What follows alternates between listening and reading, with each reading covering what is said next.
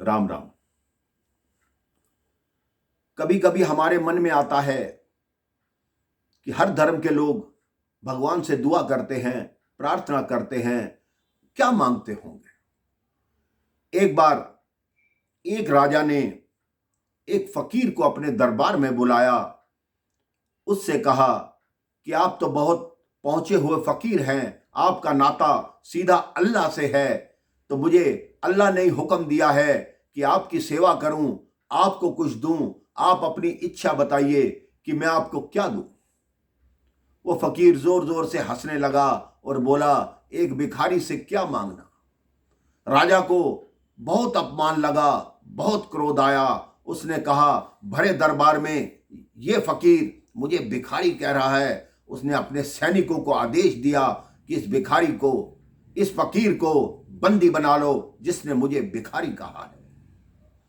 फकीर को बंदी बनाया। फकीर फिर भी हंस रहा था। राजा ने कहा, आज शाम को इसको फांसी दी जाएगी और इसकी फांसी देखने मैं स्वयं वहां आऊंगा। जिस फकीर को सुबह दरबार में बुलाया, शाम को उसी की फांसी निश्चित कर दी गई, क्योंकि उसने राजा को फकीर बोल दिया, भिखारी बोल दिया। शाम का समय हुआ, उस फकीर को वहां लाया गया और उससे पूछा गया, आपकी कोई अंतिम इच्छा है। उसने कहा, हाँ, मैं एक बार नमाज पढ़ना चाहता हूं।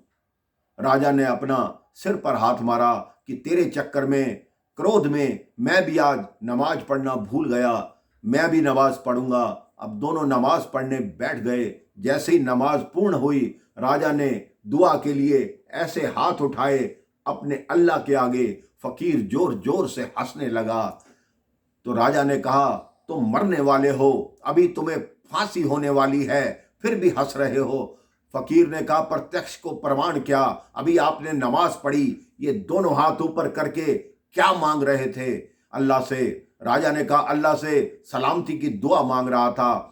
फकीर ने कहा, मेरे पास कुछ भी नहीं है, फिर भी मैं कभी अल्लाह से मांगता नहीं। अल्लाह स्वयं जानता है कि मुझे क्या चाहिए, किस समय चाहिए, और आपके पास सब सुख सुविधा है, फिर भी दुआ कर रहे हो। यही बात तो मैंने बोली थी कि एक भिखारी से क्या मांगना, जो उससे मांगता है वो भिखारी तो है। राजा की आंखें खुल गई।